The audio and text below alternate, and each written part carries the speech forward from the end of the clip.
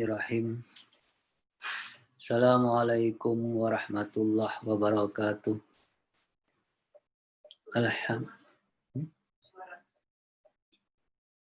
Alhamdulillah binasta'in ala umurid dunya waddin. Wassalatu wassalamu ala asrafil anbiya'il mursalin wa ala alihi ashabihi ajma'in.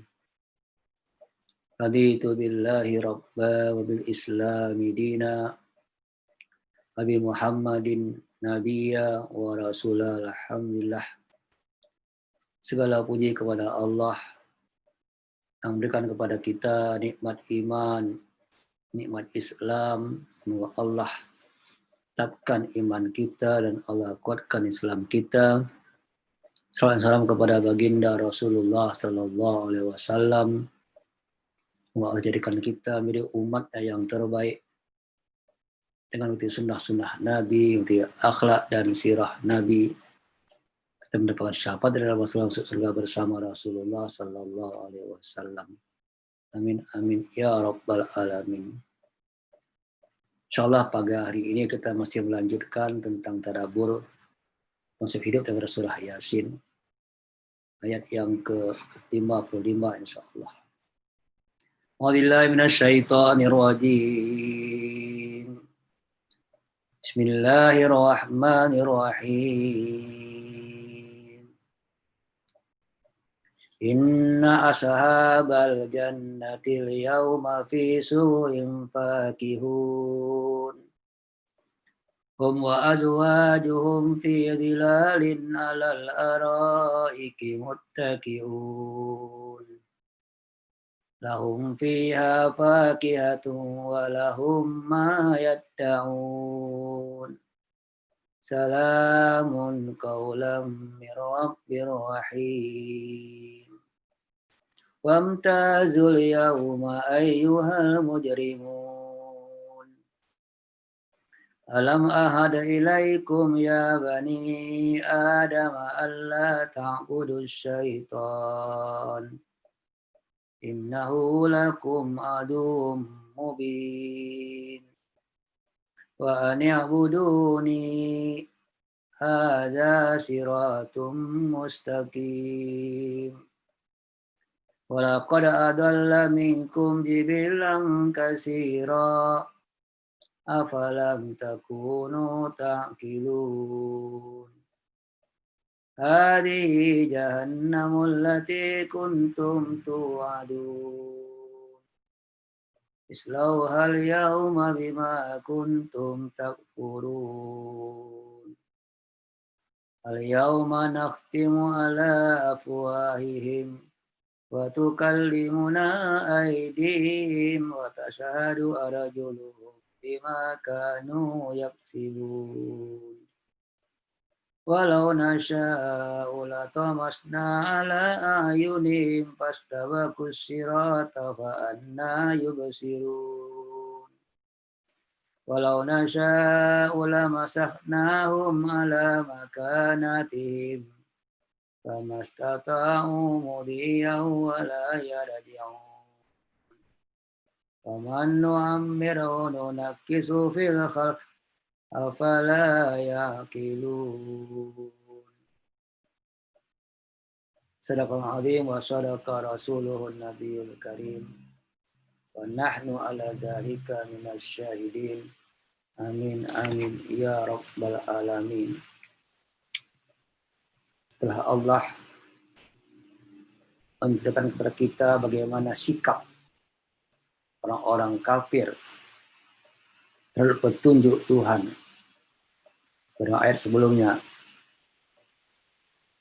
di mana Allah jadikan adanya hari kiamat dan adanya penghidupan sangkala pertama. Allah bangkitkan manusia pada hari kebangkitan dan tiupan sangkala kedua. Sekarang Allah bicara kepada kita apa yang akan didapat oleh orang-orang yang mengikuti petunjuk Tuhan, yaitu surga Jannatul Naim. Ka inna ashabal jannatil yaum fi sughulin fakihun. Sesungguhnya penghuni-penghuni surga pada hari itu, pada hari kiamat, pada hari akhirat, hidup dalam kesenangan, bersenang-senang dalam kesibukan mereka. Orang yang telah mendapat keputusan Allah menjadi penghuni surga atas amal-amal kebaikan yang dilakukan di dunia. Bagaimana petunjuk Allah berikan kepada mereka melalui rasul-rasul yang datangkan kepada mereka. Kan janji Allah, mereka akan mendapatkan kesenangan yang abadi fi jannatin na'im. Kesenangan abadi. Dan mereka akan disibukkan. Mereka akan disibukkan dengan segala macam kesenangan. Baik bentuknya hiburan, atau bidadari, atau saling mengunjungi satu sama lain, saling boleh bincang, boleh bicara, dengan makanan, minuman, sekian banyak terhampar,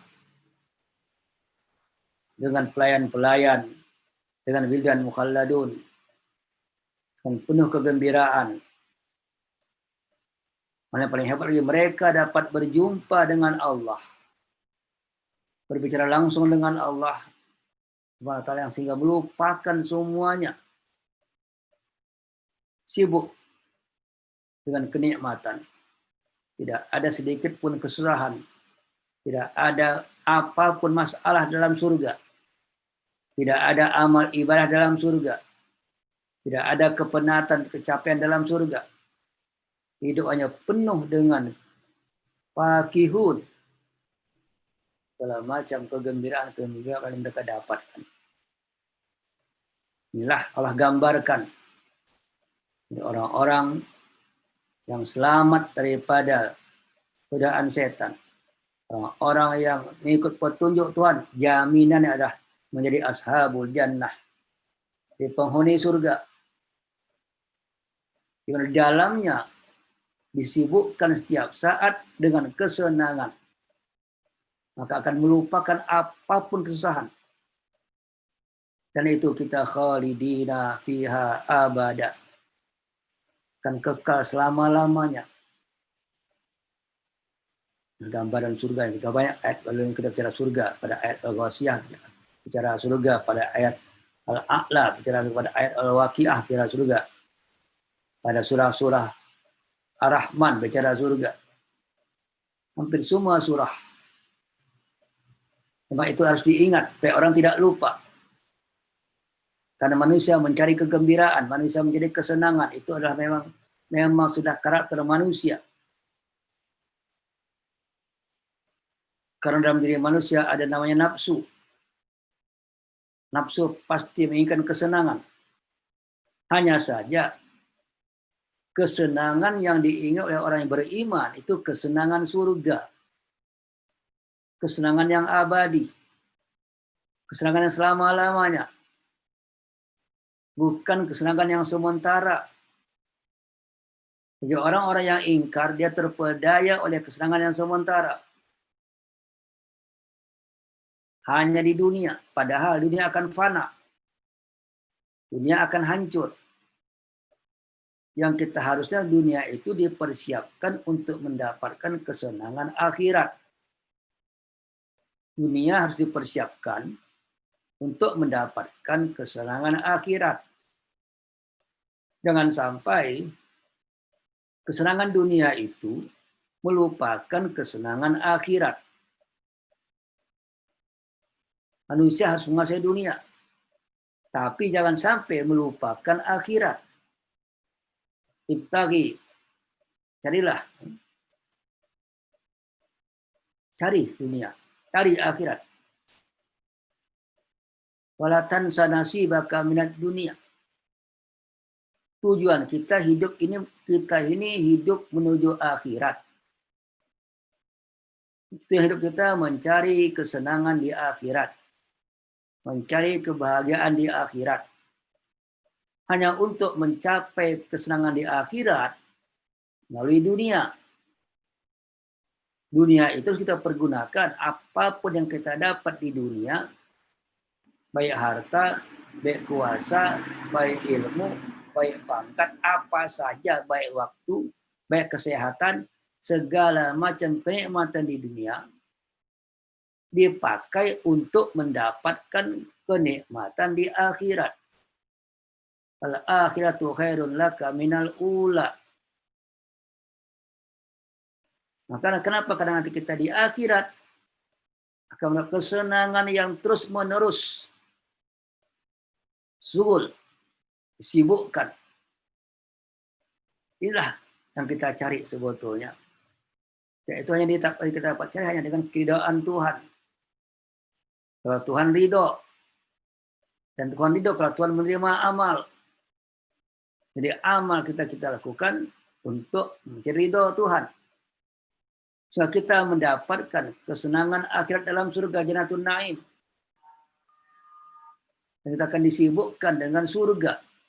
Disibukkan dengan kenikmatan-kenikmatan. Maka inna ashabal jannah al-yawma fi sughulin fakihun. Itu konsepnya. Jadi tidak ada kata-kata kosong. Tidak ada waktu terbuang. Tidak ada segala sesuatu yang tidak berguna. Segala macam kata disibukkan, tapi kesibukan biasanya kalau di dunia kesibukan yang membuat kita capek, memenatkan. Tapi kalau di akhirat kesibukan membuat kita bahagia. Ya ashaulin fakihun. Kalau di dunia kita sibuk, membuat kita capek dan penat. Kalau di akhirat kita sibuk, fakihun. Fakihun itu bergembira. Jadi semua kesibukan yang kita lakukan di dunia karena dapatkan kegembiraan semua. Kenapa? Karena Allah tidak jadikan lagi capek dan penat ada di akhirat. Sibuk dengan kenikmatan. Sibuk dengan penuh kegembiraan. Karena gembira tadi semuanya, nikmat semuanya, tidak ada lagi kalimat penat. Disuhulin fakihun. Berbeda dengan di dunia. Dunia kita suhul, tapi kita sibuk. Tak, maka malah kalau kita lupa dengan akhirat, Allah sibuk dengan dunia. Maka inilah konsep bagaimana kita mencapai kesibukan akhirat dengan kebahagiaan. Di antaranya adalah hum wa azwajuhum fi dhilalin 'alal araiki muttaqiun. Lahum fiha fakihatun wa lahum ma yadda'un. Di antaranya, karena yang ini sudah banyak kita bicara di ayat sebelum surat sebelumnya. Kadang-kadang dalam setiap surat ada penekanan kenikmatan. Dalam surah Yasin apa penekanannya? Hum wa azwajuhum fi dhilalin 'ala araiki muttaqiun. Di sini Quran memberikan kepada kita gambaran kalau yang kita dapat dalam surat lain itu ada makanan, ada minuman, ada bidadari, ada widan mukhalladun, itu dalam surah yang lain. Dan di surah Yasin apa? Hum wa azwajuhum. Mereka penghuni surga, wazwajum dan pasangan-pasangan mereka. Kalau suami dengan istrinya, istri dengan suaminya, kalau laki-laki dengan suaminya. Wa azwajum. Kalau ayat lain biasanya bukan bicara azwajum, mereka akan duduk muttaqiina 'alal araik. Nah, di sini dah hum wa azwajuhum. Ya. Mereka dan istri mereka fi dhilalin, duduk di tempat yang teduh dalam naungan-naungan. Itu ada pohon-pohon di surga nanti. Pohon itu ada punya naungan-naungan di bawah pohon. Mereka akan duduk di bawah pohon, di bawah naungan-naungan alal araik. Atas dipan-dipan yang berada di bawah pohon. Jadi Allah berikan satu kesenangan. Ada dipan di dalam rumah. Ada dipan, ada tempat sofa di istana. Gak di bawah-bawah pohon ada tempat-tempat duduk alal araik. Begitu taman-taman. Banyak taman-taman ada bangku-bangku di bawah pohon-pohon. Sama. Di surga juga akan ada araik, ada dipan-dipan, sofa-sofa, kursi-kursi yang indah di atas taman di bawah pohon-pohon. Dari situ suami dan istri alal araik muttaqiun. Mereka akan ngobrol, akan berbicara, akan melihat luar, melihat taman. Muttaqiun, karena ini menjadi bagian kesenangan rupanya di dunia. Duduk di dalam taman, berdua dengan istri, arif muttaqiun. Lahum fiha fakihatun.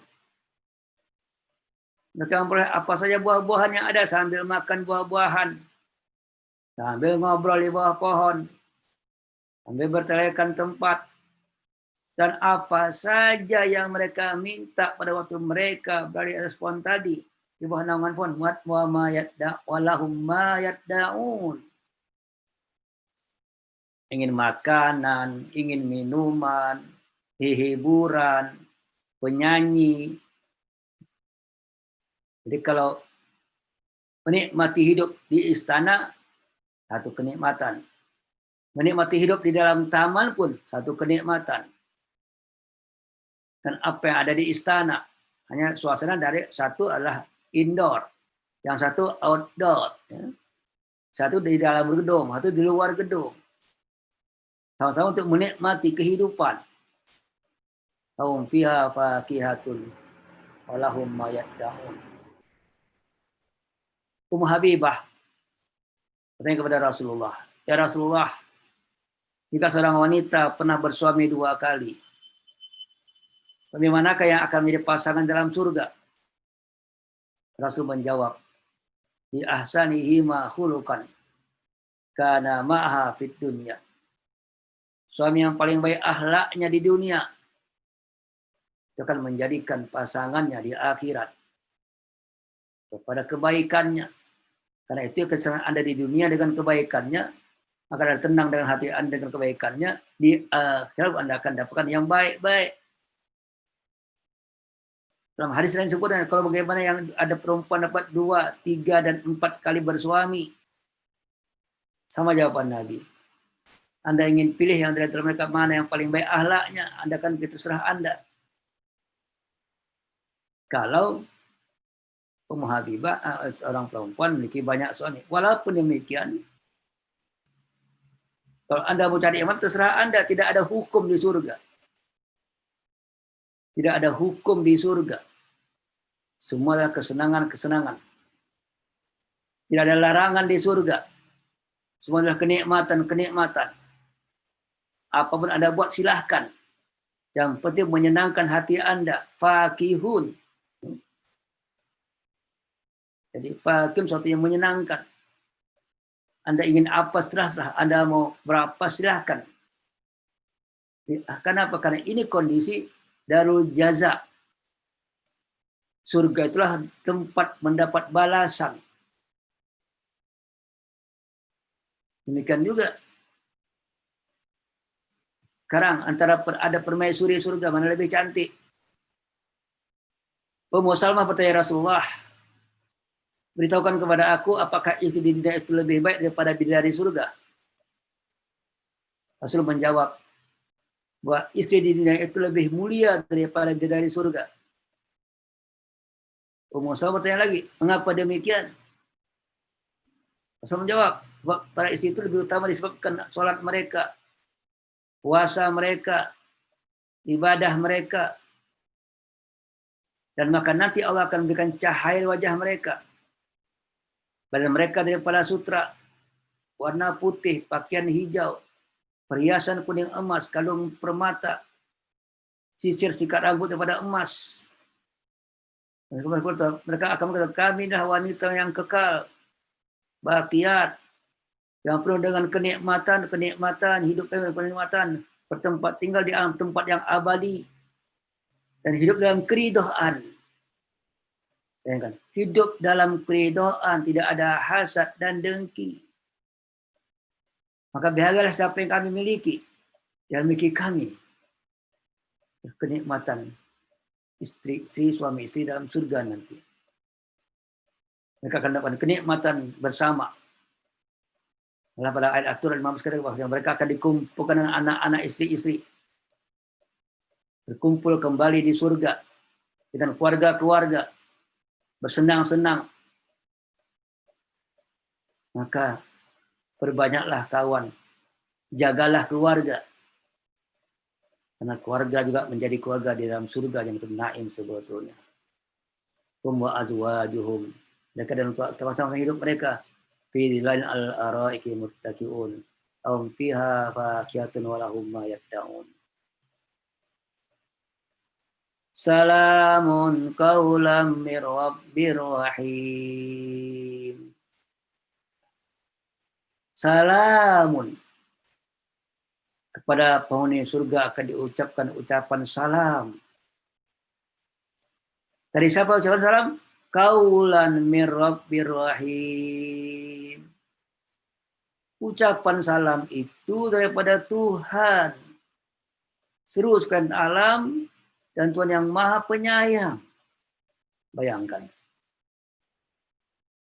Penghuni surga akan mendapat ucapan salam daripada Allah Ta'ala.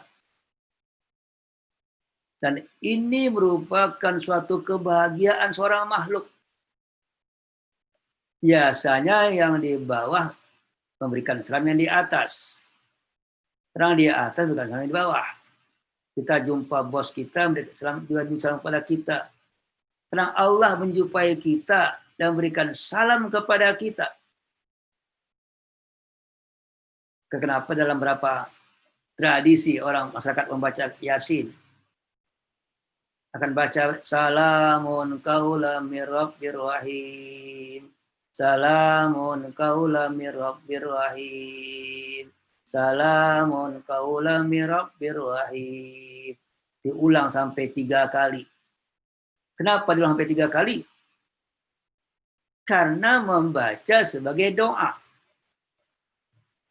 Maka dia tahu dalam Quran ini, dalam surah Yasin, kebahagiaan yang tertinggi dalam surat Yasin adalah salamun qaulam mir rabbir rahim. Bukan surga. Bukan tidak bersenang-senang, bukan. Kebahagiaan yang tertinggi dalam surah Yasin adalah salamun qaulam mir rabbir rahim. Kalau dalam surah Al-Insan, Misakuna, Allah memberikan kita, menuangkan minuman kepada kita. Dalam surah Al-A'la, Allah berjumpa dengan kita. Al-Qasiyah, nadirah, kita jumpa dengan Allah. Dalam surah Yasin, salamun qaulam mir rabbir rahim. Maka diulang-ulang oleh si pembaca Yasin biasanya untuk apa? Ini sebagai stressing, penekanan. Ya Tuhan, dapatkan aku ini ya Tuhan. Paham dengan apa tujuan surah. Paham dengan apa yang dibaca. Karena Quran sebagai doa. Quran dapat sebagai zikir. Quran sebagai doa. Maka seperti orang yang membaca Quran harusnya. Pada waktu dia jumpa ayat-ayat tentang surga. Hatinya berkata, ya Allah, berikan aku ini ya Allah. Kalau tidak dapat ayat tentang neraka. Hati akan berkata, ya Allah, jauhkan aku daripada ini ya Allah. Ini respon terhadap ayat di hati. Ada juga waktu salamun qaulam mir rabbir rahim, yang membaca, juga yang mendengar, berkata dalam hatinya, Tuhan, dapatkan aku, nanti aku termasuk orang yang kau berikan salam nanti ya Allah. Maka kata Ibnu Abbas, ayat ini berkata tentang bagaimana Allah memberikan salam kepada manusia di dalam surga. Tapi juga bermakna ayat ini, salamun qaulam mir rabbir rahim. Tuhan Allah sendiri itulah memberikan salam, keselamatan bagi penghuni surga. Wujudnya Allah itulah keselamatan. Dengan ucapan salamnya. Karena itulah akan kita dapat di akhirat nanti. Tahiyyatuhum yauma yalqaunahu salam. Soal Ahzab ayat 44. Tahiyyatuhum. Penghormatan kepada mereka. Siapa? Orang-orang yang ada di akhirat nanti di surga. Yauma yalqaunahu, pada mereka berjumpa dengan Tuhannya. Apa? Salamun. ucapan salam yang datang pada Allah Subhanahu wa taala. Waktu kita dapat ke surga, hidup dengan penuh kesenangan, hidup dengan segala macam kenikmatan, maka datanglah Allah kepada kita, mengucapkan salam kepada kita. Tidak ada kegembiraan daripada hamba, salam daripada Allah Ta'ala sebetulnya. Maka kita baru paham di mana inti surah Yasin, kenikmatan apa. Waktu dalam surah Al-Fajr, ya ayyuhatan nafsul mutmainnah, irji ila rabbiki radiyatan mardiyah. Jadi menjadi nafsu mutmainnah yang diridhoi oleh Allah Ta'ala dan kita mendapat ridha Allah. Itulah tujuan akhir surah. Dalam surah Yasin, salamun qaulam mir rabbir rahim. Ucapan salam, kesejahteraan, keselamatan. Dengan ucapan assalamu alaikum. Karena bahasa Quran, bahasa surga, bahasa Arab. Allah mengucapkan assalamu alaikum kepada kita. Bagaimana nikmatnya. Salamun qaulam mir rabbir rahim. Karena daripada memang baina ma'al jannah fi na'imihim. Yasata alaihim nurun. Para fa'uru usahum. Fa'idha ar-rab ta'ala qad asrafa alaihim min fawqihim. Faqala assalamu alaikum ya ahlil jannah. Padahal qaulu ta'ala salamun qaulam mir rabbir rahim. Qala fayanduru ilaihim wa yanduruna ilaihi. Qala yaltaqituna ila syai'in minan na'im ma damu yanduruna ilaihi hatta yahtajib anhum wa yabqa nurahu wa barakatuh alaihim wa fi diyarihim. Ketika penduduk surga sedang bersenang-senang, sibuk dengan kenikmatan, datanglah kilauan cahaya di atas kepala mereka. Ternyata Allah menampakkan wajahnya saya mengucapkan assalamualaikum kepada penghuni ahli penghuni surga. Itulah maksud kalimat ayat salamun qaulam mir rabbir rahim. Fayanduru ilaihim wa yanduruna ilaihi, maka akhirnya mereka semua penghuni surga melihat Allah. Dan Allah melihat mereka semuanya. Falyaltafituna ila syai'in min na'im, maka semua yang melihat Allah itu tidak pernah memalingkan wajahnya hanya dengan melihat Allah. Sehingga melupakan semua nikmat yang ada di surga. Dan mereka tetap melihat Allah ma'adamu yang duruna ilaihi hatta yahtajib anhum, sehingga Allah pun terhijab daripada mereka. Walaupun demikian, wa yabqa nurahu, tapi tadi cahaya yang bersama dengan kedatangan wajah Allah tadi akan tetap bersama mereka. Wa barakatuh, dan keberkatan Allah tetap pada mereka. Wa fi diyarihim, dan tempat-tempat tinggal mereka penuh dengan cahaya yang datang bersama Allah tadi sebetulnya. Itulah kenikmatan seorang yang mendapatkan salam daripada Allah Subhanahu wa taala. Salamun qaulam mir rabbir rahim. Famtazul yauma ayyuhal mujrimun. Maka dikatakan orang kafir, hai orang kafir, berpisahlah engkau daripada orang mukmin. Bayangkan, orang kafir tidak akan pernah mendapatkan nikmat yang tadi. Nikmat berjumpa Allah, nikmat di surga. Wamtazul yauma. Berpisahlah kamu, hai orang beriman, hai orang kafir daripada orang beriman. Kamu punya tempat yang lain, bukan tempat orang beriman. Bayangkan, hai orang-orang yang berbuat jahat. Dalam surah Rum, wa yauma taqumus saah yauma idzin yatafarraqun. Faman ladzina amanu wa amilus solihat fahum fi raudatin yuhbarun. Walladzina kafaru wa kadzabu bi ayatina wa liqa'il akhirah fa ulaika fil adzabi muhdarun. Rum 14, 15, 16. pada hari kiamat nanti, manusia akan berbondong, akan tergolong-golong dengan tempatnya amalnya masing-masing.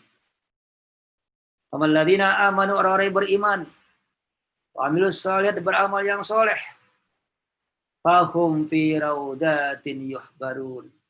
Mereka berada dalam surga, surga dengan penuh kegembiraan. Alladzina kafaru wa kadzabu bi ayatina, orang yang kafir yang mendustakan ayat kami, wa liqa'il akhir, yang mendustakan perjumpaan dengan akhirat, faulaika fil azabi muhdarun. Mereka dalam azab Allah yang datang kepada mereka setiap saat. Muhdarun, hadir. Azab itu hadir pada mereka setiap saat. Bagi orang yang kafir dengan Allah Subhanahu wa ta'ala. Baik, kan sudah jelas. Wamtazul yauma ayyuhal mujrimun. Tapi sayang hari ini banyak orang-orang liberal yang mengatakan nanti orang-orang kafir akan masuk surga sama orang-orang beriman. Kalau dia orang berbuat baik, nanti akan ada surga ruangan Muhammad, surga ruangannya Mother Teresa, surga ruangan untuk Buddha, surga ruangan untuk semua orang-orang yang baik. Bayangkan. Baru kita paham hari ini. Kenapa surah Yasin suruh membaca betul-betul. Karena ada kalimat wamtazul yauma ayyuhal mujrimun. Tidak sama. Maka pun saya heran bagaimana orang yang katanya membaca Yasin tiap hari. Dia berpikir orang kafir masuk surga. Apa yang dibaca? Apa yang dibaca oleh orang Islam hari ini? Kalau masih ada orang Islam yang mengatakan orang kafir yang baik masuk surga. Sekian banyak ayat. Ini akibat membaca tanpa ilmu. Baca hanya pahala. Tidak tahu apa yang dipesan oleh apa pesan Quran kepada kita. Jika waktu dia bicara surga, dia bicara pikiran mereka. Dan ini pula yang akan diajarkan kepada orang-orang akan datang. Baru-baru ini, semalam, ada seseorang dosen di UIN Jakarta. Di UIN mendapat profesor karena dengan suatu tulisannya tentang pelajaran agama Islam yang pluralis. Agama Islam yang pluralis seperti agama Islam yang mengakui semua agama. Bagaimana? Ini hati-hati. Agama Islam tetap pada prinsipnya. Sikap beradab itu bukan agamanya, akhlaknya. Akhlak kita berbuat baik pada semua orang tanpa melihat agama. Akhlak kita berbuat baik pada semua orang tanpa melihat agama. Jangankan kepada manusia, kepada binatang pun kita berbuat baik, itu akhlak. Akhlak wajib pluralis. Akhlak wajib menghormati semua orang walaupun musuh. Akhlak. Tetapi akidah tidak sama. Apalagi kita menyatakan sebuah kebenaran yang berbeda kebenaran Al-Quranul Karim. Quran mengatakan orang kafir masuk neraka. Orang kafir berbeda dengan orang-orang beriman. Itu kebenaran. Pada waktu kita mengatakan orang kafir masuk surga karena kebaikannya, itu kita sudah melawan kebenaran Al-Quran. Walaupun kita mengatakan berbeda, tidak berarti kita harus mengusir orang kafir. Tidak ada permusuhan orang kafir, kecuali kalau orang kafir memerangi orang Islam. Tidak ada permusuhan, tidak ada peperangan, tidak ada kebencian. kecuali kekufurannya, bukan manusianya. Bedakan. Bagi betul hebatnya akhlak Muslim yang pluralis, akhlak ya, bukan ajaran. Sampai tingkat Saudara Ayyubi, panglima perang, yang sedang berperang dengan Richard Lionheart di Palestina. Waktu dia mendengar musuhnya sakit, Al-Ayyubi datang menyamar jadi dokter, menyembuhkan musuh yang sedang sakit. Apa ada agama seperti ini? Menyembuhkan musuh yang sedang sakit, setelah sehat kembali berperang. Perang, tetap perang. Memang dia melakukan penyerangan. Akhlak tetap akhlak. Akhlak dalam perang tidak sama dengan akhlak di luar perang. Akhlak dalam perang saja berakhlak. Dalam perang tidak boleh membunuh wanita. Tidak boleh membunuh anak-anak. Tidak boleh membakar hutan, membakar rumah. Tidak boleh menghancurkan tempat-tempat ibadah walaupun gereja. Tidak boleh membakar apapun juga, kecuali hanya boleh membunuh orang-orang yang perang. Ini akhlak perang. Karena kita bicara plural toleransi, tapi akhlak tidak ada. Agama dirusak dengan pemahaman toleransi beragama. Akhlak tidak diperbaiki. Harusnya akhlak diperbaiki, agama tidak dirusak. Prinsip tetap prinsip. Bayangkan hari ini. Jadi tujuan apa? Tujuan supaya orang tidak beragama. Kalau semua agama sama, semua masuk surga, untuk apa beragama? Tidak ada bedanya dengan orang tidak beragama. Jadi orang baik lah. Jadi orang baik tanpa agama lebih baik kalau macam itu. Kalau hanya kebaikan itu menuju surga, satu-satunya kebaikan anjal untuk menuju surga tanpa agama, lebih baik jadi orang tidak beragama, tapi akhlak baik. Jadi tujuan utama ini kesana larinya. Supaya orang tidak beragama, tapi akhlaknya baik. Bayangkan. Nanti lama-lama tidak beragama, tapi percaya sama Tuhan. Believe in God without religion. Ya, sekarang ada gerakan namanya believe in God without religion. Percaya kepada Tuhan, tapi tidak perlu ada agama. Apa bedanya? Keyakinan itu believe in God. Agama itu sistem hukum. Hukum itu cukup manusia yang buat. Walaupun semua manusia yakin sama Tuhan. Ini agama spiritual. Spiritual abad baru. New Age religion. Spirituality adalah New Age religion. Hati-hati. Kalau sudah jelas wamtazul yauma ayyuhal mujrimun. Tidak sama. Karena ini prinsip hidup. Karena saya katanya hati-hati, kenapa? Karena ini sekarang pemahamannya akan dimasukkan ke semua generasi. Ya, ajar pada semua sekolah-sekolah daripada TK hari ini sampai SD, SMP, SMA. Masuk dalam kurikulum sekolah pemahaman ini. Pemahaman akhlak disilakan. Jangan pemahaman akidah dirubah. Bagaimana kalau Anda menyupai orang kafir, apakah Anda saya menghormati orang kafir? Silakan. Tapi jangan kau tanya, apakah agama Anda sama orang kafir? Harus berbeda. Agama Anda berbeda. Sikap Anda baru berakhlak mulia.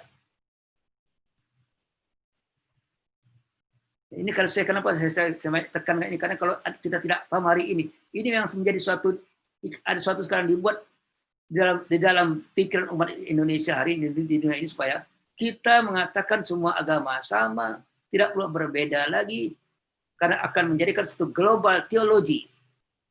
Ada global ethics, ada global teologi yang diprakasi oleh Hans Kung, seorang filosof daripada Jerman. Global teologi, global ethics, global value. Enggak, tidak memerlukan lagi teologi yang kecil. Tidak perlu agama yang kecil, kita cukup agama yang besar. Yakin pada oneness, satu Tuhan. Siapa? Terserah masing-masing. Hukum manusia. Yang penting hati baik. Ini gerakan. Kenapa di Quran dikatakan tuam tazul yauma ayyuhal mujrimun. Maka alam ahad ilaikum ya bani Adam. Allah ta'budu syaitan innahu lakum aduwwum mubin. Termasuk kepada orang akan tidak masuk surga, terhalang masuk surga, akan masuk neraka. Maka untuk masuk surga ada satu prinsip yang harus diperhatikan. Allah ta'budu syaitan. Maka alaikum ya bani Adam. Hai manusia-manusia, bukankah aku telah memerintahkan kamu semuanya? Allah ta'budu syaitan, jangan kau menyembah setan. Jadi surga akan Anda capai dengan satu syarat cara hidup. Apa diantaranya? Allah ta'budu syaitan. Jangan Anda menyembah setan. Kenapa? Innahu lakum aduwwum mubin. Karena setan itu memang telah berjanji akan menjadi musuh kamu selama-lamanya. Yang mana kerjanya menggoda manusia. Kerjanya mengajak manusia kepada kesesatan. Melawan petunjuk kebenaran. Merusak petunjuk kebenaran. Ini kerja setan. Kerja setan itu adalah merusak kebenaran, malah menjadikan kebenaran menjadi suatu keburukan, dan menjadikan keburukan menjadi suatu kebenaran. Ini kerja setan. Yang benar jadi salah, yang salah jadi benar. Termasuk tadi. Agama itu berbeda satu sama lain. Untuk agama itu sama dengan lain, itu kerja setan. Agama itu berbeda satu sama lain. Dan akibat agama akan berbeda satu sama lain. Maka pada waktu sekarang ada ajakan, ada seruan, agama itu sama, itu juga ajakan setan. Kenapa? Buat ada sesat berjalan. Sesat dalam melihat agama. Sesat di dalam menjalani petunjuk. Karena setan ada dua, ada setan al-jin, setan al-insi. Ada setan jin dan setan manusia. Satu yang mengganggu manusia itu setan. Kau katakan, ingat hati-hati kamu. Ada sebuah perjanjian, ada kami telah sejak dulu. Bahwasanya ada setan akan menggoda kamu menghalangi untuk masuk dalam surga. Dan itu adalah memang kerja setan selama-lamanya.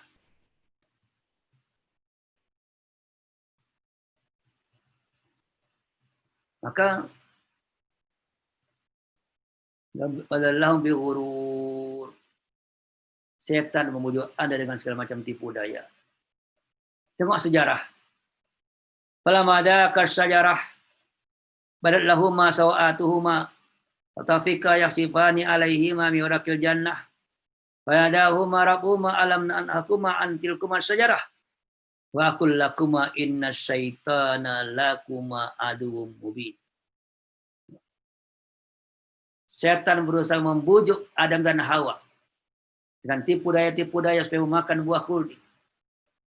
Maka tatkala keduanya telah merasakan buah kayu tersebut, fabadat sawatuhuma, maka nampaklah bagi keduanya orang-orangnya dan mulailah keluarlah menutupi, maka ambil daun-daun mengambil untuk menutupi mereka. Allah berkata kepada mereka, alam aqul lakuma inna syaitan lakuma aduwwum mubin.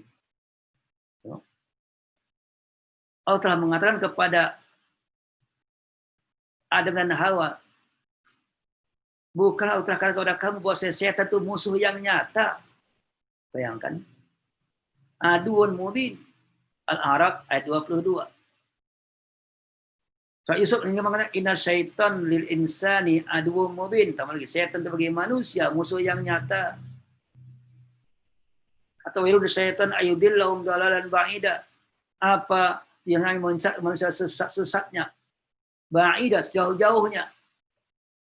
Itulah tujuan kerja setan. Allah sudah jelaskan. Jadi tidak ada setan yang baik. Tidak ada setan mengajak kebaikan. Semua setan mengajak kepada kemungkaran.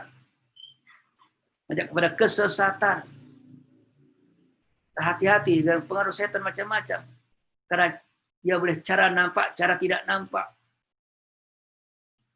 Setan dalam pemikiran, setan dalam kemaksiatan, setan dalam kekafiran, setan dalam kemusyrikan, setan semuanya.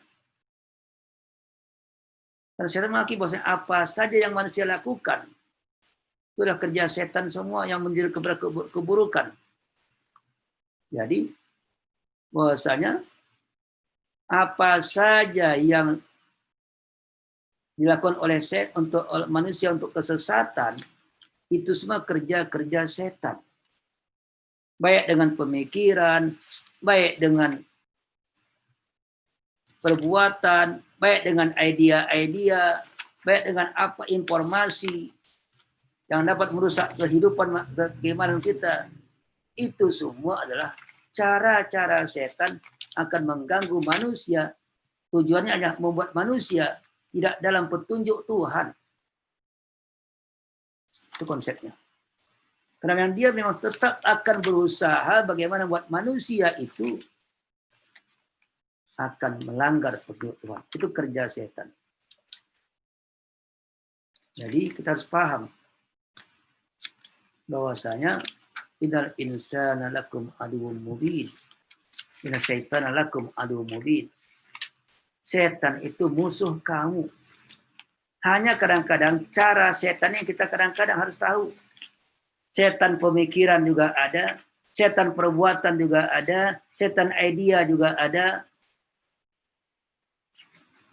setan hiburan juga ada, setan budaya juga ada, setan sistem juga ada.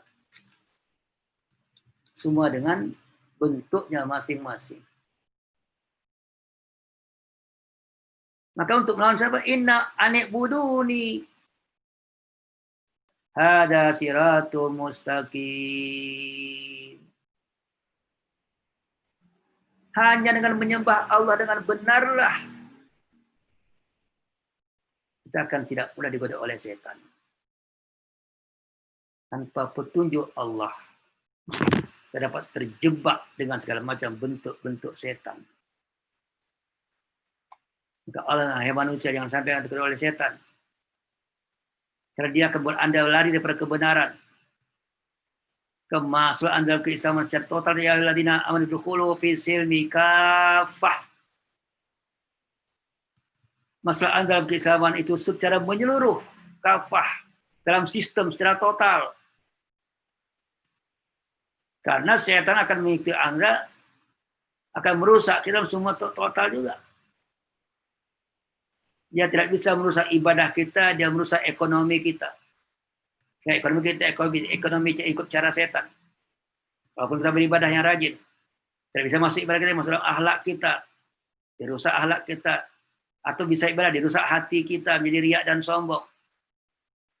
Setan akan berusaha masuk dalam semua sisi, dari semua tempat, dari semua posisi. Kita juga harus dapat menjalankan Islam dalam semua posisi, semua tempat, semua sistem. Alladzina amanu dukhulu fis silmi kafah wala tattabi'u khutuwatis syaitan. Karena konsep bahwasanya bagaimana kita menjalankan, bagaimana kita terhindar daripada setan. Nah, hanya cara mengikut perintah Allah Ta'ala sebetulnya. Kenapa? Waktu setan berkata kepada Tuhan, Qali Rabbi bima awaitani la uzayyanna lahum fil ardi wa la uwannahum la ajma'in illa ibadaka minhumul mukhlasin. Qala hada siratun alayya mustaqim. Inna ibadi laysa laka alaihim sultanun laman ittaba'aka minal ghawin. Tuh iblis berkata, ya Tuhanku, karena engkau telah membuat aku sesat, engkau telah menyesatkan aku, mengkafirkan aku. Karena sebelumnya setan iblis orang yang paling baik dengan Tuhan, penjaga surga bumi. Atau dia tidak maksud kepada Adam, karena minal kafirin, dari orang yang masuk yang kafir, dia sesat, Allah usir dia. Apa kata setan? La uyannahum ajma'in. Aku akan membuat jadikan manusia itu memandang atau perbuatan maksiat dari satu yang baik. Itu cara setan membuat suatu yang maksiat menjadi baik. Itu cara aku, kata setan, kata iblis. Tapi aku tidak akan mampu untuk menggoda ibadakal mukhlasin minhumul mukhlasin, ibadah hamba engkau yang ikhlas. Tengok, hanya karena Allah berbuat. Setan susah untuk masuk dengan riak. Riak tidak ikhlas. Maka karena riak tadi bagian daripada setan. Dan qala hada siratun alayya mustaqim. Ini jalan kota Allah. Tapi ingatlah kata Allah, inna ibadi, sesungguhnya hamba-hambaku, seorang yang menyerahkan kepada Tuhan secara total, hambanya, penghambaan secara total, laisa laka alaihim sultan. Anda tidak memiliki kekuatan dekat atas mereka. Kalau hambaku ikhlas, hambaku beribadah kepada aku, Anda, setan tidak dapat menguasai dia. Tapi yang dapat, illa manittabaka minal ghawin. Orang yang mudah mengikut engkau karena terpedaya. Sekarang mereka jadi orang-orang yang sesat. Al-Hijr 39, 40, 41, 42. Ini konsep, kita lihat bagaimana sebetulnya cara setan. Kenapa? Karena memang laqad adalla minkum jibilan katsira. Karena setan telah banyak menyesatkan semua orang sebelum ini. Adalla minkum jibilan katsira. Bagaimana dengan Adam dipengaruhi, Hawa dipengaruhi, semua umat Nabi Nuh, umat kaum Ad, kaum Samud. Ini kerja setan yang menyesatkan manusia. Tapi setan hendak mengajak manusia yang ikut yang salah. Afalam takunu taqilun. Apakah kamu tidak berpikir? Hai manusia, setan itu kerja sejak dulu menyesatkan manusia. Tidak ada lain. Maka Anda bagaimana Anda boleh ikut ajakan dia, strategi dia, cara-cara dia, langkah-langkah dia, khutuwati syaitan. Kenapa Anda ikut? Kalau sudah jelas secara sejarah membuktikan setan tetap mengajak kepada kesesatan. Setan mengajak kepada kesengsaraan. Tidak pernah ada setan mengajak kepada kebaikan. Nah, kalau Anda ikut mereka, Anda tidak berpikir sama sekali tentang hal tersebut sebetulnya. Inilah kondisi Yasin dari gambaran bagaimana Anda akan mendapat surga. Bagaimana Anda supaya menjaga diri Anda supaya masuk surga dengan cara menjaga daripada segala macam godaan-godaan setan. Memang kerjanya yang menyesatkan manusia di muka bumi ini. Inilah konsep surat Yasin. Bagaimana Anda memprotek diri Anda daripada godaan setan. Untuk Anda mendapatkan kenikmatan surga dan keridhaan Tuhan nanti pada masa insya-Allah. Sekian. Wassalamualaikum warahmatullahi wabarakatuh.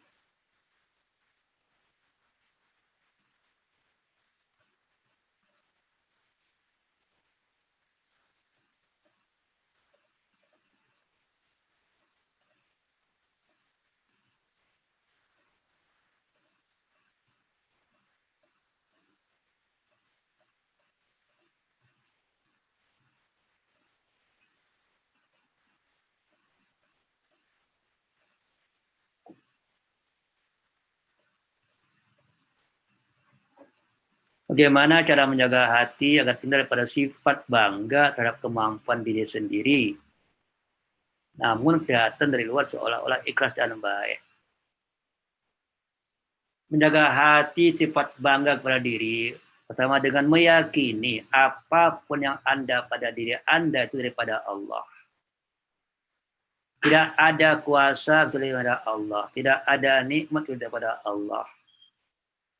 Kalau daripada Allah, saya dapat berbuat itu karena rahmat Allah. Saya dapat ilmu karena rahmat Allah. Saya mampu bersesuatu karena rahmat Allah. Saya tidak punya apa-apa karena tenaga daripada Tuhan, jasad daripada Tuhan, pikiran daripada Tuhan, idea daripada Tuhan, ilmu daripada Tuhan. Dalam makna inna lillah. Kita ini tidak ada apa-apanya. Hanya Tuhan berikan kita semuanya untuk kita pergunakan untuk kebaikan-kebaikan. Jadi kalau kita baik itu bukan kita yang baik, Allah memberikan kepada kita kebaikan. Ini yang diingat. Supaya kita tidak jadi sombong. Tidak bangga dengan kemampuan diri kita. Kita bangga karena kita lupa itu daripada Tuhan. Kita bangga karena kita anggap itu kemampuan saya sendiri. Padahal Anda mampu pun Tuhan yang buat. Tenaga Anda pun Tuhan yang buat. Pikiran Anda pun Tuhan yang takdirkan. Di mana kesombongan Anda inginkan? Kalau semua Anda yakin kepada Tuhan. Ini konsepnya. Jadi, tidak ada apa manusia sebetulnya. Kita hanya memilih, waktu mau berbuat pun, terjadinya perbuatan kita pun itu takdir Tuhan. Kalau Tuhan tidak takdirkan, tidak akan terjadi sama sekali, walaupun Anda punya kemampuan. Terjadinya apa yang Anda buat itu takdir Tuhan. Jadi al-imanu bil qada wal qadar sangat penting. Iman kepada segala sesuatu itu ditakdirkan oleh Tuhan. Sehingga hilang rasa sombong. Ini konsepnya. Baru kita bisa berbuat hanya karena Allah. Ikhlas. Tapi kalau Anda untuk menampakkan kebaikan Anda lupa dengan itu akan riak, betul. Riak itu karena Anda merasa Anda yang buat. Riak karena Anda merasa Anda yang mampu. Riak karena Anda merasa Anda ingin menunjukkan kepada orang lain. Pada itu daripada Tuhan, apa yang Anda riakkan lagi? Kemampuan daripada Tuhan, ilmu daripada apa yang mau diriakkan. Kalau kita menjadi semua daripada Allah, kita ini milik Allah, kembali kepada Allah, maka innalillah wa inna ilaihi raji'un. Itu bukan ucapan untuk orang meninggal. Setiap saat sikap hidup. Kalimat innalillahi wa inna ilaihi raji'un itu sikap hidup. Semua ini milik Allah. Aku kembalikan kepada Allah. Konsep. Maka jangan hanya untuk orang mati innalillah, untuk orang hidup innalillah. Orang mati nggak perlu innalillah lagi dia, udah mati dia. Innalillah bukan untuk orang mati, untuk orang hidup. Orang mati udah kembali, ngapain lagi capek-capek? Kita ini yang hidup ini belum tentu kembali. Jadi sebelum kita kembali, roh kita kembalikan amal kita, kembalikan posisi kita, kembalikan kemampuan kita, kembalikan apapun yang ada pada diri kita. Itu semua hanya milik Allah Subhanahu wa taala sebetulnya. Wallahu a'lam. Ini ada apakah ada juga Al-Quran yang apabila kita melakukan sesuatu dilalui dengan dimulai bisa, maka setan akan memulai membaca Al-Quran. Kalau kita mulai sesuatu dengan ta'awud itu supaya kita tidak diganggu oleh setan. Dengan bismillah itu karena kita mendapat rahmat Tuhan. Ini hanya jadi kita membaca ta'awud itu karena kita yakin setan itu akan mengganggu manusia dalam segala hal. Paling tidak ganggu dalam hati merasa hebat. Itu ganggu setan. Jadi bukan ganggu-ganggu macam ganggu. Dalam hati mengganggu apa? Salah tujuan. Itu gangguan setan. Jadi kerja kita supaya tidak salah niat. Maka bacalah a'udzubillahi minasyaitonirrajim. Dan supaya kita yakin ini yang kita lakukan ini semuanya daripada Allah. Dan kita hanya memberikan itu hanya kepada Allah. Maka kita jawab bismillahirrahmanirrahim. Jadi ucapan bismillah itu dengan sebuah keyakinan, dengan sebuah kesadaran, apapun yang saya lakukan ini semua terjadi hanya rahmat Tuhan. Itu tujuan baca bismillah. Tujuan baca auzubillah supaya kita apa yang kita buat jangan sampai digoda oleh setan. Yang paling bahaya digoda hati yang digoda. Niat itu betul. Itu tujuan baca auzubillah. Maka sebaiknya memang tidak ada Quran, tidak, itu hadis Nabi. Segala sesuatu yang dimulai tanpa bismillah fahuwa abtar, kata hadis Nabi. Segala sesuatu yang dimulai tanpa bismillah maka dia akan abtar, akan buntung.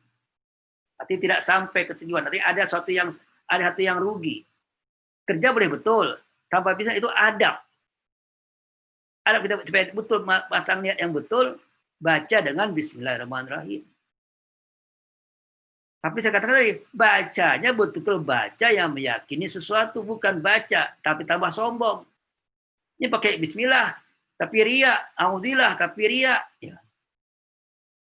Jadi kalau untuk konsepnya auzubillah Bismillah tadi supaya Anda melakukan dengan niat yang betul karena Allah.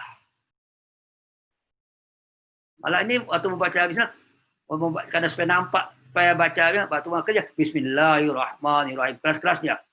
Untuk menampakkan dia baca Bismillah. Udah riak lagi dengan Bismillah. Riak dengan auzubillah. Jadi bukan lafaznya. Lafaz itu membentuk keyakinan, kesadaran diri. Saya melakukan hanya karena Allah dan dengan rahmat Allah. Kalau itu lakukan silahkan. Tapi hati-hati. Karena sekarang banyak hal macam ini meriakkan atau melafazkan supaya nampak lebih islami. Riak lagi dengan Islamnya. Maka dia jadi adab. Sesuatu dalam beramal supaya membentuk adab supaya sistem itu Anda betul dalam beramal. Betulkan niat Anda. Maka untuk betulkan niat, baca Bismillahirrahmanirrahim. Ya Allah, aku lakukan ini semua hanya dengan rahmat Engkau ya Allah. Tidak ada apapun dalam diri aku ya Allah. Anda tunduk, Anda pasrah, Anda menyerahkan diri, tapi Anda akan melakukan sekuat tenaga karena itu perintah Allah. Gimana cara melembutkan hati supaya tidak susah memaafkan atau minta maaf kepada orang lain? Ya, sekarang innal insan, manusia itu setiap orang kullu bani Adam khata'un. Khair khata'in tawwabun. Hadis. Setiap manusia itu pasti bersalah. Dan setiap sebaik-baik orang besar itu orang yang bertobat. Kita harus lagi, semua orang punya kesalahan. Semua orang punya kelemahan. Semua orang punya kekurangan. Kalau demikian berarti kita harus yakin apapun ada orang besar itu karena memang kekurangannya. Dan itu takdir Tuhan. Waktu dia berbuat salah, itulah takdir. Untuk apa? Supaya kita tidak menjadi berbuat salah seperti dia buat salah itu supaya kita menjadi iktibar kepada kita supaya jangan terkena kesalahan yang sama. Jadi kesalahan orang kepada kita itu untuk mengajari kita supaya jangan berbuat yang salah. Karena di manusia kadang-kadang terlupa. Kalau demikian kenapa Anda tidak memaafkan orang yang salah? Orang dia buat salah pun karena takdir Tuhan pada untuk Anda. Takdir Allah untuk Anda supaya berbuat baik.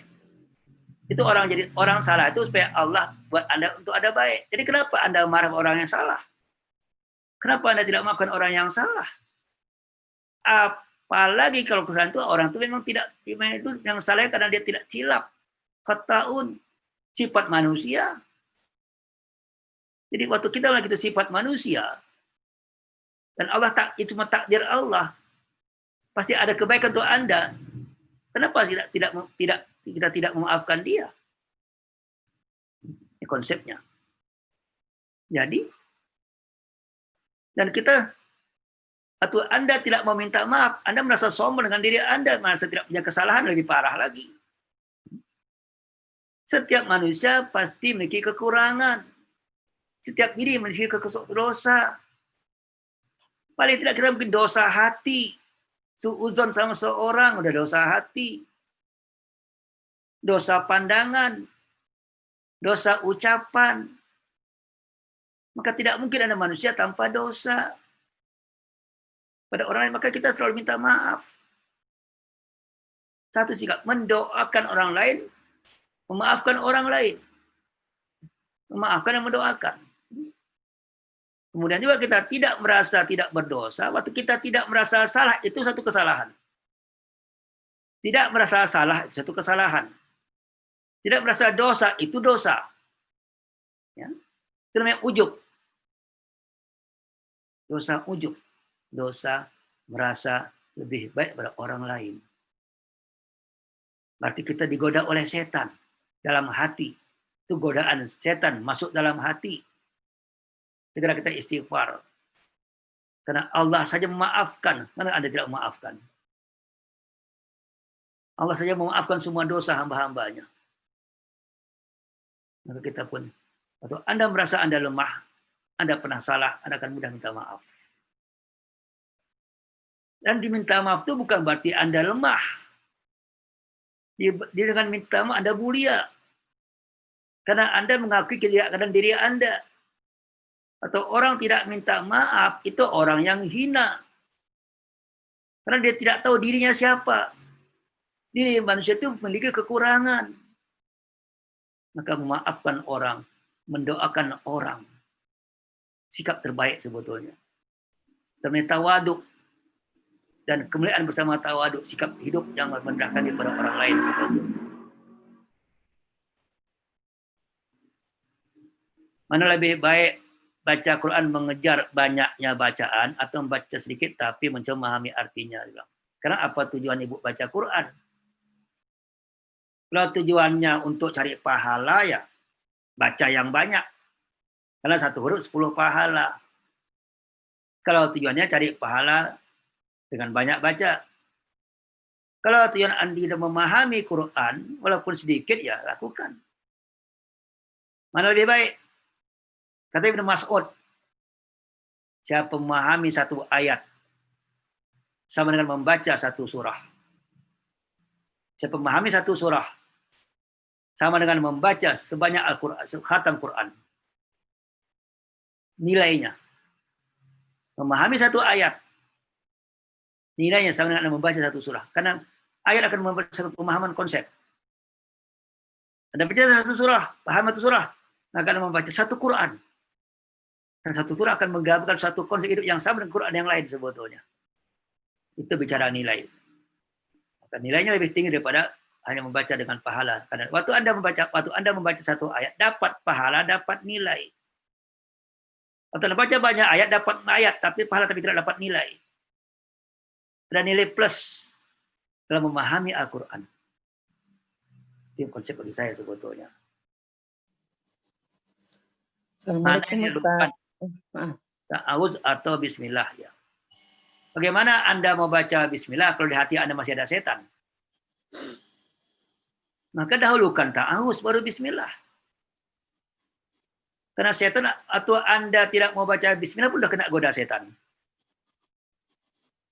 Atau tidak hati enggan baca bismillah pun itulah tergoda oleh setan. Jadi dahulukanlah ta'awuz. Baru baca bismillah. Yang satu karena berfungsi berbeda. Ta'awuz fungsinya menghindar daripada setan. Bismillah fungsinya memulai suatu perbuatan dengan rahmat Tuhan. Dia kan berbeda fungsi. Mana lebih baik? Tidak ada yang lebih baik. Dua-dua ada fungsinya. Ini jangan baca bismillah. Ini baca bismillah. Ya. Anda tidak tahu fungsi.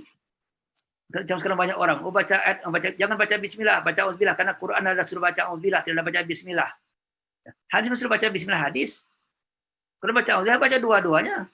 Daripada sibuk mendahulukan mana bertengkar itu sudah masuk setan. Mempertengkarkan antara auzubillah dan bismillah itu sudah masuk godaan setan. Tengok. Ini hati-hati. Karena orang kita ini paling suka mencari-cari mana dahulu, mana ini kadang-kadang. Waktu Anda tidak mentulikan, itu termasuk lakukan semuanya.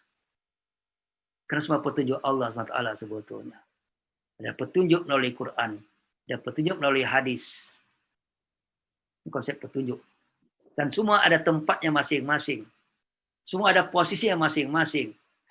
Semua ada kegunaannya masing-masing. Alhamdulillah apa kegunaannya? Bismillah apa kegunaannya? Kan sekarang ada satu kelompok. Oh, nggak boleh baca bismillah lagi. Baca Quran. Baca auzubillah aja. Karena Quran katakan, fa'idha qura'al Quran fasa'id billah. Kalau Anda baca Quran, maka berlindung kepada Allah. Itu kata Quran. Nggak ada baca bismillah. Kalau ada ayat yang katakan, kalau Anda mulai sesuatu, baca bismillah. Jadi Anda mulai sesuatu, baca bismillah. Jadi baca dua, auzubillah dibaca, bismillah dibaca. Karena kita kadang-kadang mencari-cari yang sudah jelas, hanya kita kadang-kadang suka sekali kalau mempertentangkan satu dengan yang lain. Ini konsepnya. Jadi mana dahulukan bagi saya, kalau konsep kepada makna, dahulukanlah bismillah, auzubillah, baru baca bismillah. Karena dua-dua punya fungsi yang sama, berbeda, fungsi berbeda, tapi perlu dua-dua diperlukan. Auzubillah berfungsi untuk tidak dengar daripada setan. Bismillah berfungsi untuk kita meyakin apa yang kita lakukan dengan rahmat Tuhan. Maka supaya mana dahulukan auzubillah untuk menjaga daripada setan sebetulnya. Apabila ada guru Al-Quran tapi bacaannya tidak benar, bisa dia bisa pergi atau dia tidak menyadari kesalahannya, maka dia berdosa. Ya. Bab mengajar bab pahala. Kalau dia tahu salah, dia ngajar salah, dia berdosa. Kalau dia tidak tahu dia salah, ya tidak berdosa. Kalau dia tahu salah, tidak memperbaiki, sudah dosa. Mengajarkan yang salah, dia dosa lagi. Tapi kalau dia tidak tahu salah atau dia tidak sadar itu salah, dia tidak berdosa. Orang dia tidak sadar, tidak tahu, dan tidak punya niat untuk berkesalahan. Maka apakah dia sengaja? Tidak sengaja. Kalau kita bilang orang lemah, ya orang salah, tiap orang memiliki kesalahan. Tapi apakah dia tahu dia salah itu? Kedua, kalau dia udah tahu salah, tidak mau memperbaiki kesalahan, itu adalah dosa. Mengajarkan yang salah, dosa lagi. Jadi kalau dia tidak tahu yang salah, tetap dia ajarkan juga, dia tidak berdosa, karena dia tidak tahu salah. Dia anggap dia itu betul. Tapi dia harus memperbaiki, maka setiap hari harus memperbaiki dirinya. Meningkatkan kualitas manusianya. Setiap orang harus belajar. Tidak ada berhenti belajar. Tidak ada berhenti belajar dalam Islam. Saya dengan tadabur, saya banyak buka buku ini, maka kita belajar, tidak bisa berhenti. Tidak cukup dengan ilmu yang dulu, tidak cukup. Banyaknya kelemahan-kelemahan orang-orang hari ini cukup dengan ilmu yang dulu. Ilmu itu berkembang, ilmu itu luas. Tingkatkan kualitas ilmu, tingkatkan pembacaan, tingkatkan pembelajaran. Apalagi kalau kita ingin mengajar orang. Jangan sampai kita mengajar orang dengan apalagi hari ini, dengan apapun di Google boleh dapat. Waktu kita salah ngajar, orang buka di Google, ternyata berbeda. Apa jadinya? Ajarkan dengan penuh keluasan ilmu. Baru kita dapat memberikan yang terbaik kepada masyarakat. Jangan sampai kita malah menyesatkan masyarakat. Betul sekali, maka Ustadz wajib belajar. Semua orang wajib belajar. Wajib mencari. Tidak ada berhenti untuk mencari kebenaran. Tidak ada berhenti untuk mencari ilmu pengetahuan. Iqra terus. Tidak boleh istagna. Istagna itu orang yang merasa cukup. Tidak boleh. Harus semangat Iqra ada tiap saat. Iqra, kaji, cari. Udah istagna, itu bahaya. Karena akan tahu. Istagna, kata Allah itu, kalau udah istagna Iqra, itu akan bersama orang cukup, dia akan tahu. Tahu akan berbuat kezaliman. Berbuat kesalahan. Kalau dia merasa cukup dengan dirinya sendiri sebetulnya. Ya begitu saja dapat saya sampaikan. Terima kasih atas semuanya. Masih ada sedikit Ustadz, masih boleh Ustadz? Silakan Bu ya. Ya, Assalamualaikum warahmatullahi wabarakatuh. Salam ya. Ini tradisi baca Yasin di wirid ini sebetulnya bermula dari mana Ustadz? Itu pertanyaan Tradisi saya. baca Yasin di wirid-wirid. Ya. Iya, itu bermula dari mana? Kemudian yang kedua begini. Saya melihat wirid Yasin ini kan semacam pertemuan antara katakanlah ibu-ibu gitu ya. Kemudian menjadi sebuah organisasi yang dapat dimanfaatkan juga untuk hal-hal lain, misalnya kalau ada terjadi musibah dan sebagainya, ini mereka menjadi satu kelompok yang dapat membantu keluarga yang kira-kira seperti itulah kegiatan-kegiatan sosial. Ya. Saya lihat Ustadz, membaca Yasin itu sendiri tidak banyak menginspirasi peningkatan dalam perilaku beragama sehari-hari. Tapi yang ikut wirid ini sudah menyelesaikan satu kegiatan keagamaan yang penting, sudah merasa cukup pahala untuk 1 minggu misalnya, sebelum wirid Yasin Jumat berikutnya misalnya seperti itu. Jadi ada hanya untuk memenuhi perasaan bahwa sudah melakukan satu kegiatan keagamaan dan sudah melakukan sesuatu yang berpahala untuk kehidupan akhirat. Hanya sampai di situ, tidak terlalu menginspirasi juga untuk meningkatkan kualitas hidup keseharian yang lebih baik dari hari ini dan hari berikutnya. Jadi saya pikir bagaimana mengintervensinya ya Ustadz. Saya melihat bahwa menyampaikan sejarah-sejarah Nabi yang secara komprehensif begitu ya, walaupun Nabi Ibrahim, Nabi Muhammad dan seterusnya begitu yang membuat mereka begitu takwa begitu, itu jauh lebih menginspirasi begitu. Jadi bagaimana mengintervensi itu ya kira-kira Ustadz ya. Itu saja yang ingin saya diskusikan. Terima kasih. Assalamualaikum warahmatullahi wabarakatuh.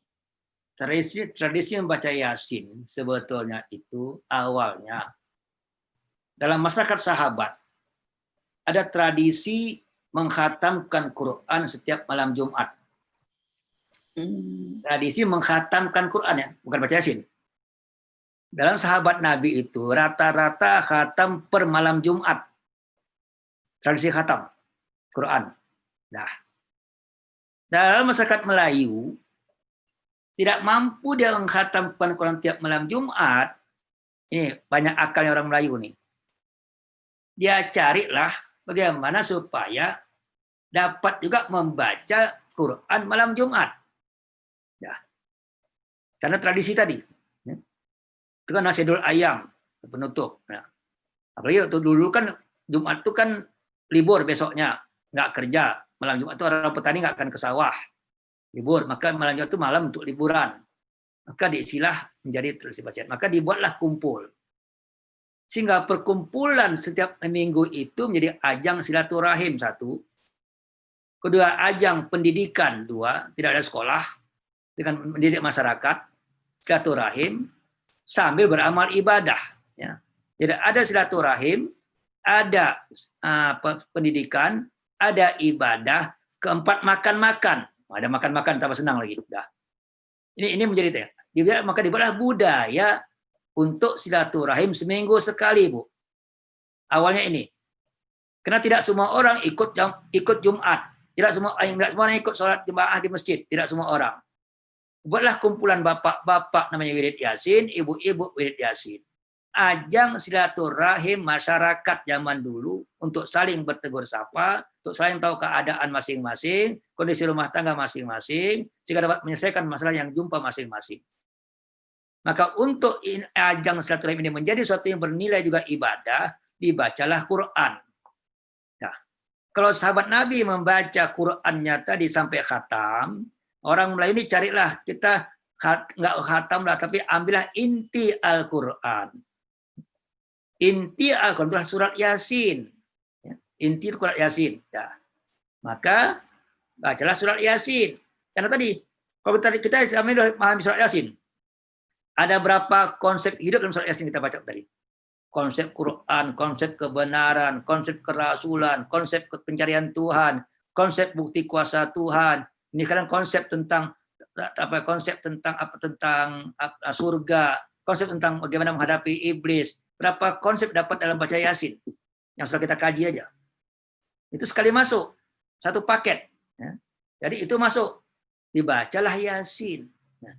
Supaya dapat lagi baiknya, supaya yang tahtim bacalah awal Fatihah, dibacalah nanti misalnya tengah-tengah baca Al-Fatihah 10 Al-Baqarah, 5 samawati wa'at, dibaca lagi ayat kursi, dibaca Yasin, dibaca Kulhu, dibaca Al-Falaq, dibaca An-Nas.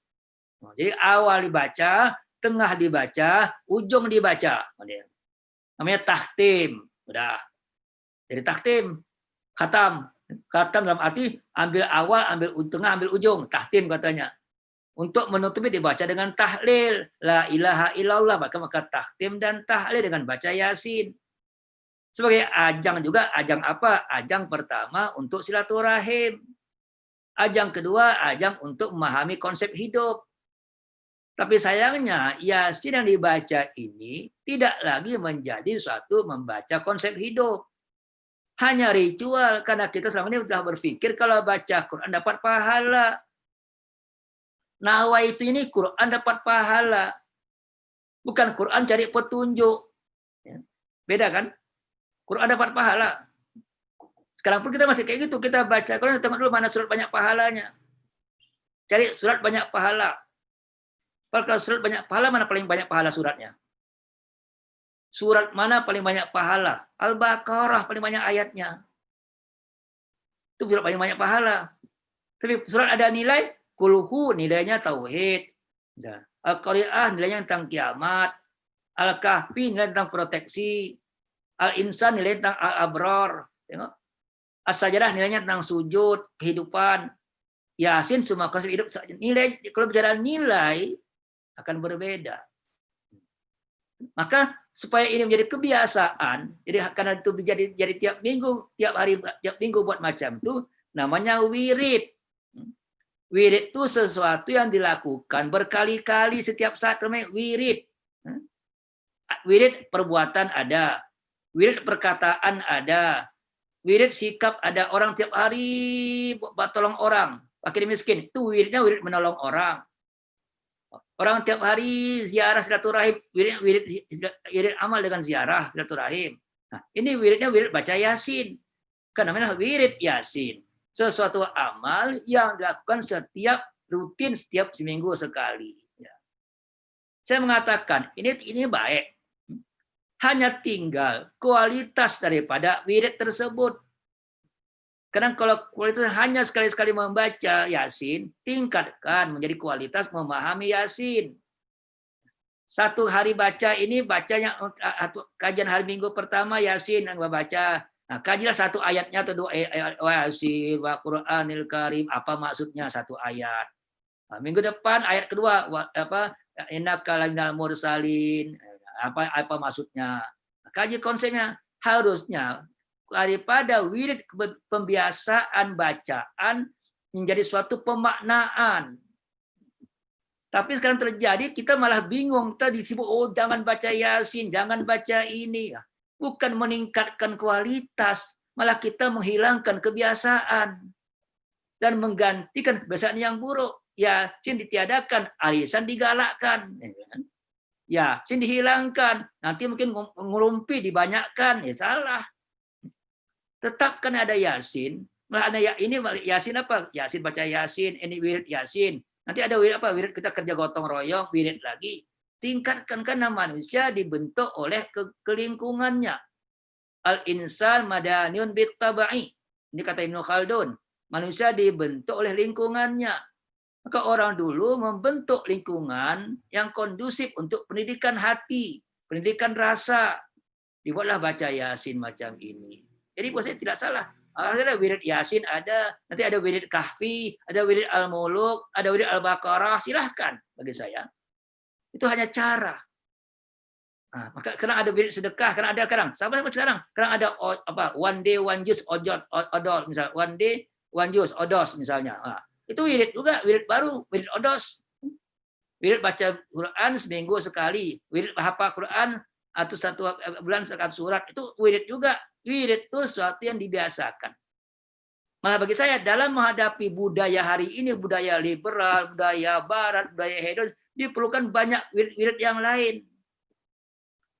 Wirid sedekah, wirid amal baik, wirid sembahyang duha, wirid semua itu namanya. Sesuatu yang dibiasakan. Wirid lafaz dengan tasbih, baca tasbih tiap hari, wirid tasbih, wirid istighfar, itu wirid istighfar tiap hari. Terpulang masing-masing. Islam itu sangat indah, sangat bebas. Memilih apa yang baik. Anda mau baik wirid, tasbih silahkan. Anda baca Yasin, silahkan. Mau wirid sedekah, silahkan. Fastabiqul khairat, berlomba dalam kebaikan. Berlomba dalam kebaikan untuk mendapat ridho Tuhan tujuannya sebetulnya. Maka bagi saya, wirid satu yang perlu ditingkatkan. Nah, karena hari ini hanya baca, merasa sudah cukup, itu yang salah. Membaca, merasa sudah cukup baca, itu hanya dapat pahala, selamat minggu depan, itu yang salah. Jadi, kalimat selamat ini dipahami. Kalimat siapa membaca Yasin malam Jumat akan selamat sampai minggu akan datang. Selamat itu kalau Anda baca Yasin tadi, mengamalkan apa yang di Yasin tadi sampai minggu akan datang. Supaya tidak lupa, itu tujuan selamatnya. Kalau Anda baca Yasin, hari malam Jumat baca Yasin, besok kerjanya langsung korupsi, nggak selamat minggu depan. Jadi konsep keselamatan itu bukan dengan membaca dan selesai. Anda sudah dapat pedoman hidup 1 minggu. Bayangkan kalau kita tengok Yasin tadi, segala macam petunjuk sudah lengkap, Anda dapat pakai seminggu akan datang selamat Anda. Kalau dipakai, tapi kalau habis baca Yasin, tipu orang lagi, bisa baca Yasin, korupsi lagi, bisa baca Yasin, menzalimi orang lagi, ya tidak selamat. Berarti Yasin tidak berfungsi sama sekali. Sekarang kita bagaimana memfungsikan Yasin tersebut yang penting hari ini. Ya, saya setuju dengan banyak wirid Yasin menjadi satu ajang silaturahim. Tapi jangan pula jadi riak dengan Yasin. Kadang ada pula riak wirid Yasin, udah kacau. Wirid Yasin dengan kebanggaan pakaiannya, dengan status sosialnya, udah riak wirid Yasin. Oh ini wirid Yasin elit, ini wirid Yasin VIP, ini wirid Yasin orang kampung, ini wirid Yasin orang kota, udah riak lagi, bukan wirid Yasin namanya.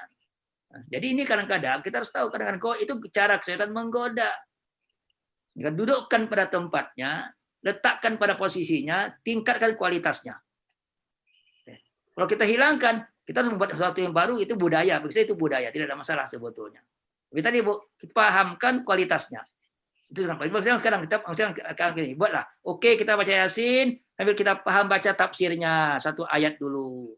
Baca Yasin, diskusi bagaimana mengamalkannya, misalnya. Cari gurunya. Bagi saya itu jadi lama-lama apa yang dibaca itu akan menjadi sesuatu yang built-in dalam dirinya. Harusnya baca Yasin itu menjadi suatu built-in, suatu yang dalam dirinya ada, menjadi sikap hidupnya. Itu yang kita inginkan dengan jadi khuluqul Quran. Akhlaknya paling tidak Yasin. Akhlak Yasin dia dapat. Sikap Yasin dia dapat. Paling tidak. Kalau dia waktu membaca wirid tadi akan memberikan dia kesan untuk hidupnya sebetulnya. Jadi kita daripada tradisi jadikan satu prestasi bagi saya sebetulnya. Maka sangat baik. Maka kita mungkin caranya caranya kalau di mana tempat kita berada sekali-sekali panggil ustadz menerangkan maknanya. Panggil ustadz menerangkan tafsirnya, ganti Yasin dengan pembacaan tafsir atau baca Yasin dengan baca tafsirnya. Pemahaman makna. Jadi jadikan Yasin itu wasilah atau cara untuk memahamkan Al-Quran, memahamkan agama.